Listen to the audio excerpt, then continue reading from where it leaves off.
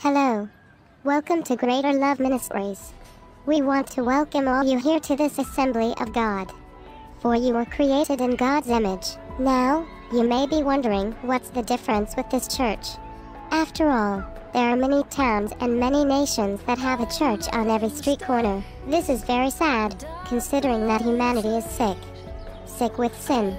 It destroys our lives, destroys our relationships, and ultimately, destroys our relationship with our original Father, Abba Yahweh, who is the creator of all we know. And in this illness, we will eventually die.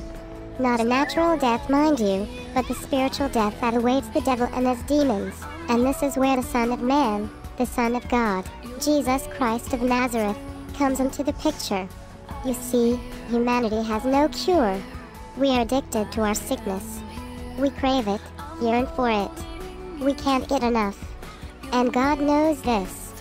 For it is written, every man has sinned, and fallen short of the glory of God.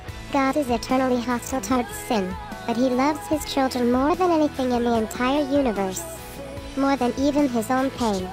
From the time of Adam to Abraham. From Moses to Elijah. Animals were always sacrificed to atone for human sin.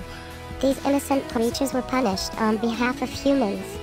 But this was only a temporary peace. For when these men and women died, their sins went with them. And the hostility that was covered by the blood was washed away with the grave. So God gave birth to his living word, embodied in a human body, born to a noble but poor bloodline. He grew up teaching and preaching, making disciples of those that followed him. He knew that the plight of humanity was hopeless. So he did the only thing that a just and loving Father could do. He provided himself, the Word made flesh, as the sacrifice for our sins. Jesus, known as Yeshua in Hebrew, took our place, our punishment, upon himself. Jesus taught that there is no greater love than for a man to lay down his life for his friends. But he didn't lay down his life just for his friends, but his children, his family. He died so that our spirits may live in his kingdom. But again, there remains the same problem. We still pass away. So God raised Jesus on the third day.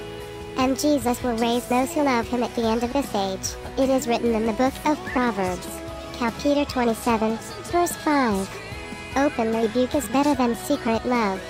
And here, you will get the truth. The truth may cut you to the soul, it may cut you to the heart. But what sick person was ever on the operation table, and never cut? Jesus came to heal the dying, and he sent out his disciples to do the same. If you are seeking truth, you have come to the right place. If you are seeking the way, you have found it. If you are seeking to live the Christian life as the apostles in first century church did, look no further. May the peace of Jesus Christ of Nazareth be upon you, and bless you in all your ways.